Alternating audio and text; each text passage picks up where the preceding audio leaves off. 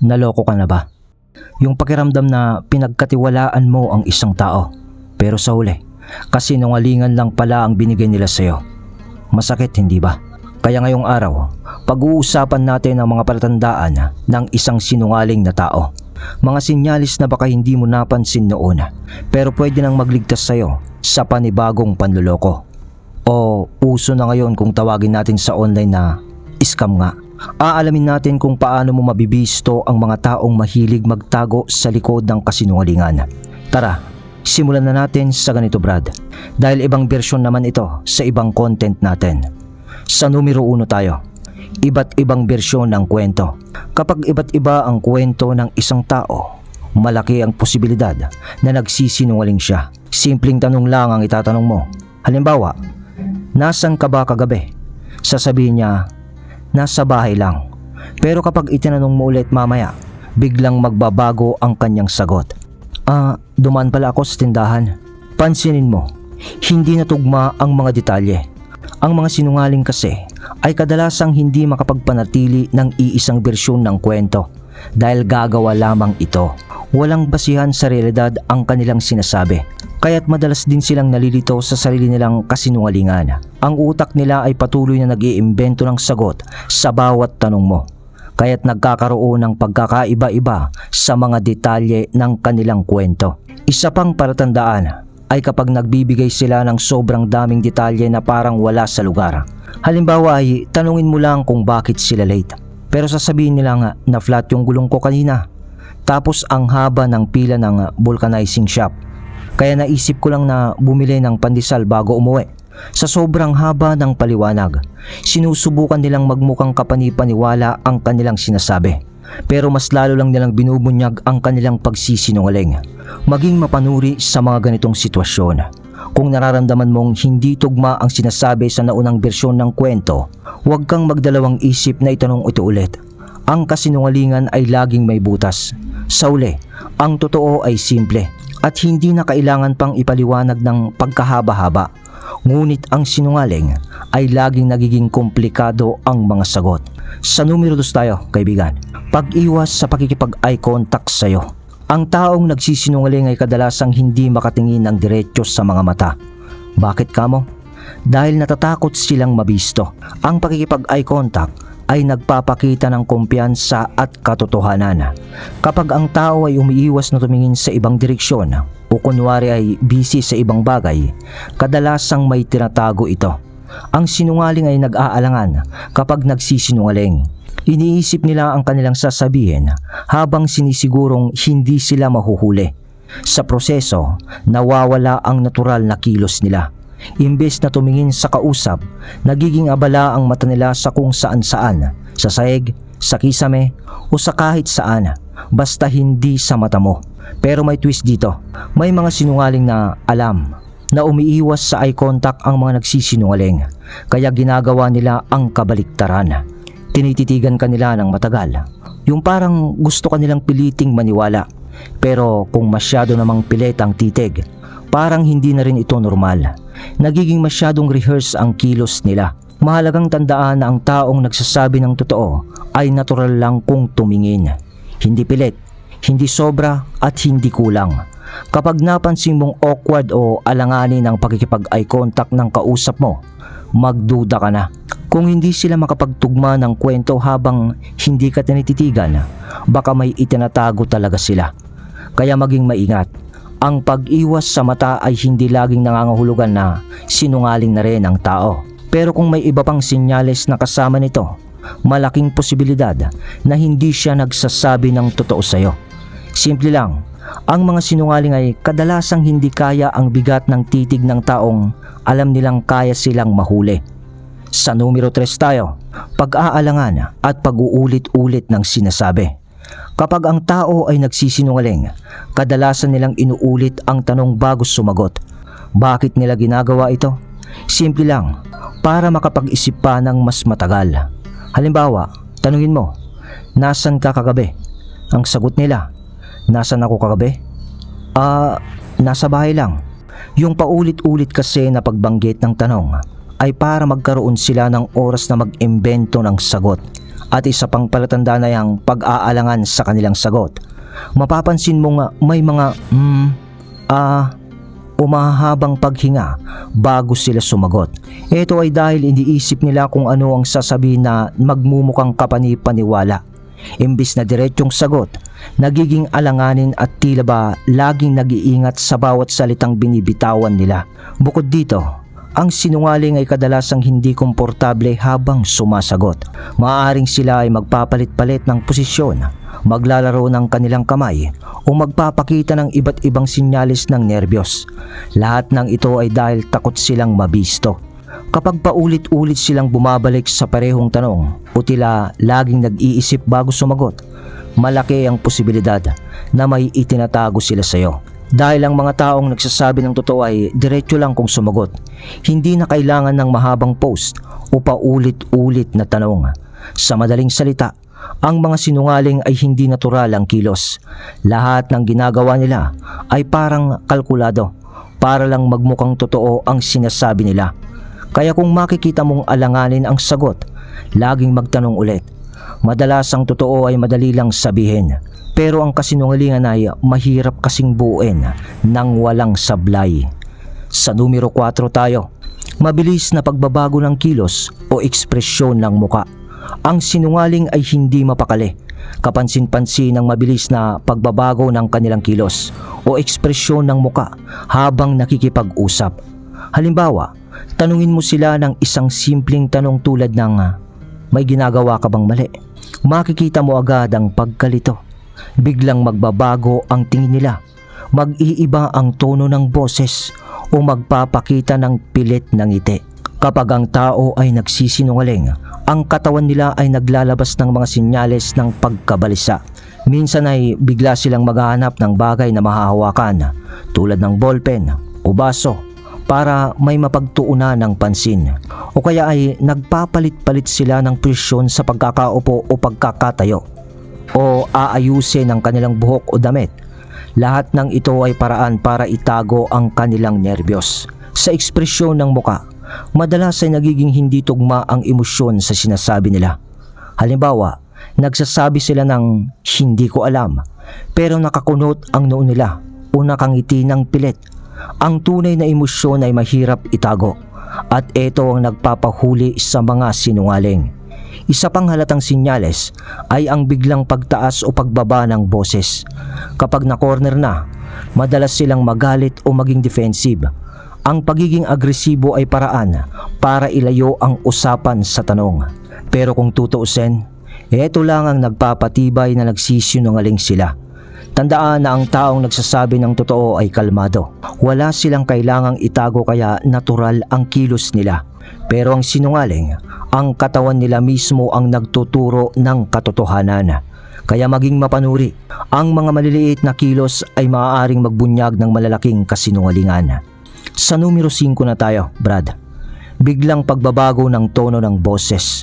Isa sa pinakamalinaw na sinyalis ng pagsisinungaling ay ang biglaang pagbabago ng tono ng boses. Kapag ang isang tao ay nagsisinungaling, madalas na nag-iiba ang lakas, taas o bilis ng kanilang pagsasalita. Halimbawa, tanungin mo sila ng diretsahang tanong at bigla mong mapapansin na ang normal nilang tono ay nagiging mas mataas o mas mabilis kaysa sa dati. Bakit ito nangyayari? Dahil kapag nagsisinungaling ang isang tao, nagiging tense ang isang tao. Ang nerbiyos ay umaapekto sa kanilang boses, kaya't hindi ito nagmumukhang natural.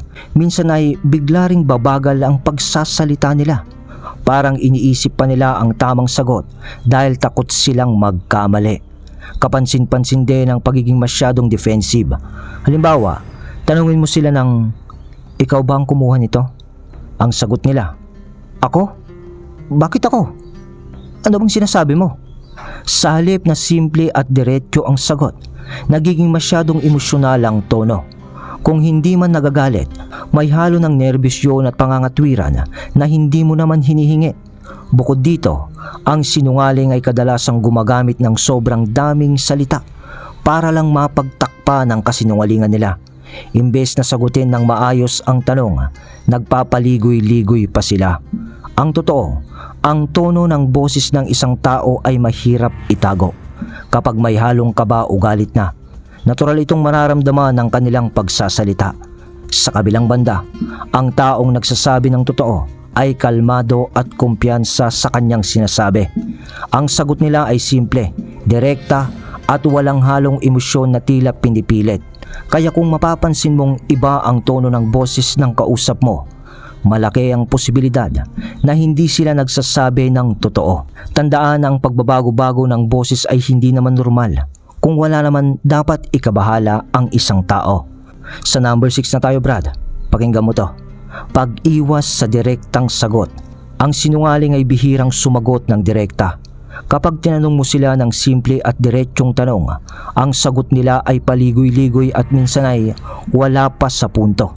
Halimbawa ay, ang tanong mo ay, ikaw ba ang kumuha nito? Imbis na sumagot ng oo o hindi lamang, sasabihin nila na, bakit ko namang gagawin yon? Ang dami-dami kong ginagawa. Tapos ako pa ang pagbibintangan mo? Ito ang isa sa paraan ng sinungaling para umiwas sa pressure ng pagsasabi ng totoo. Hindi nila kayang harapin ang tanong, kaya sinusubukan nilang ilihis ang usapan. Magpapasok sila ng maraming irrelevant na detalye o ibabalik nila ang tanong sayo. Gaya ng, bakit mo ako tinatanong? Wala ka bang ibang pwedeng pagdudahan dyan? Kapansin-pansin din ang paggamit nila ng mga salitang pampahaba ng usapan tulad ng, sa totoo lang kung akong tatanungin mo? O, ganito kasi yan. Imbis na liwanagin ang sitwasyon, lalo lang nilang pinapalabo ito. Ginagamit nila ito para magmukhang sigurado sa sinasabi. Pero ang totoo, puro palusot lang yon. Ang mga taong nagsasabi ng totoo ay hindi natatakot na sumagot ng diretso at simple lang. Hindi ko ginawa yan. O, ako ang kumuha. Walang halong drama. Walang paligoy-ligoy. Kaya kung napapansin mong umiiwas ang isang tao sa tuwid na sagot, malaking sinyalis ito na may itinatago siya. Sa madaling salita, ang sinungaling ay palaging nagiging komplikado. Mas gusto nilang magpaikot-ikot sa paliwanag kaysa aminin na ang totoo. Dahil ang totoo naman ay hindi mahirap sabihin. Pero ang kasinungalingan ay kailangan ng maraming salitang pampalubag loob para hindi agad mabisto. Sa number 7 tayo, kaibigan. Pagpapakita ng hindi tugmang emosyon. Ang taong nagsisinungaling ay kadalasang nagpapakita ng emosyon na hindi tugma sa kanilang sinasabi. Halimbawa, sinasabi nilang okay lang ako, pero halatang balisa ang mukha nila o kaya'y nanginginig ang boses nila. Ang katawan nila ay hindi kayang magtago ng totoo kahit anong pilit nila itong kontrolin. Kapag nagsisinungaling, nagkakaroon ng disconnect sa isip at emosyon ng tao. Ang bibig nila ay nagsasabi ng isang bagay, pero ang kilos at ekspresyon ng muka ay naglalabas ng tunay na nararamdaman. Halimbawa, maaaring magbigay sila ng pilit na ngiti kahit na halata naman na sa mata nila ang kaba o galit. Isa pa dito ay ang madalas na reaksyon nila ay delayed o hindi na natural. Halimbawa, kapag sinabi mo ang balita o tanong na dapat ay nagdudulot ng matinding reaksyon, ang sinungaling ay huli na bago magpakita ng emosyon. Bakit? Dahil iniisip pa nila kung ano ang tamang emosyon na ipapakita para hindi mahalata. Halimbawa, nabalitaan ko, nakita ka kagabi. Sagot nila, ha? Ano? Hindi. Wala ako kagabi. Kita agad ang alangan ng reaksyon. Bukod dito, minsan ay nagiging sobra-sobra rin ang emosyon nila. Kunwari ay masyadong nagagalit o masyadong masaya para lang mapagtakpa ng totoo. Kapag sinusuri mo ito ng mabuti, makikita mong pilit at hindi tugma sa sitwasyon. Ang taong nagsasabi ng totoo, ang emosyon at sinasabi nila ay natural at nagkakatugma. Hindi nila kailangang mag-isip ng reaksyon o pilitin ng kilos nila. Kaya kung ang emosyon ng isang tao ay tila off o pilit, malamang na hindi sila nagsasabi ng totoo. Tandaan mo na ang katawan at emosyon ay mahirap dayain kahit anong galing pa ng isang tao na magsinungaling. Sa finale tayo, number 8, pagiging defensive o biglang pag-init na lang ng ulo. Ang sinungaling, kapag nahuli sa alanganing tanong, madalas ay nagiging sobrang defensive nito. Siya pa ang galit. Sa halip na simple lang ang sagot, bigla na lang silang magagalit o magpapakita ng irritation. Halimbawa, tanungin mo sila, ikaw ba ang kumuha nun? Ang sagot nila, ano? Ako? Bakit ako? Wala naman ako nung ganitong oras ha. Ako pang pinagbibintangan nyo? Ito ang isa sa mga paraan nila para ilihis ang usapan. Imbes na sagutin lang ang tanong ng oo o hindi, gagamitin nila ang galit para ma-intimidate ka at tumigil ka sa pagtatanong. Para bang sinasabi nilang wala kang karapatang magtanong. Pero ang totoo, galit sila dahil natamaan sila sa tanong mo dahil sa katotohanan. Minsan ay bigla rin silang maghahanap ng masisisi. Sasabihin nila na, bakit ako? Baka si ganito ang gumawa niyan. Lagi na lang akong pinagbibintangan kahit wala naman akong kasalanan. Ganon yung mga salitaan ng mga yan. Ginagamit nila ito bilang depensa para mailayo ang focus sa kanila. Ang taong nagsasabi ng totoo ay kalmado kahit pa mahirap ang tanong. Ang sagot nila ay simple lang naman. Pero ang sinungaling, ang pagiging defensive at mainitin ng ulo ay natural na reaksyon nila kapag nahaharap sa posibilidad na mabibisto na sila. Kaya kung napapansin mo nga galit na galit ang isang tao, sa halip na sumagot ng maayos, malaking senyales ito na may itinatago sila. Ang pagiging defensive ay isang taktika para iwasan ang katotohanan. Tandaan, ang galit na walang sapat na dahilan ay madalas na palatandaan ng kasinungalingan. Kung wala silang itinatago, bakit kailangan nilang magalit? Ang mga impormasyon na sinasabi ko sa iyo, kaibigan, ay magagamit para sa pag-iingat upang huwag kang maloko ng iba. Dahil kahit pilitin man natin na isipin na sana ay maging mabuti ang mga kapwa nating tao, ay hindi mangyayari iyon kailanman, sapagkat lahat naman tayo ay namumuhay ng may kanya-kanyang interes at paniniwala. Kaya kadalasan ay nangyayari ang pagsisinungaling ng iba, o maski ikaw ay aminin mo na baka nagawa mo na rin ito. Sana ay makatulong ito sa araw-araw na pananaw mo sa buhay at yumabong ang iyong kaisipan, Brad. Ako si Mark, ang inyong narrator. Salamat.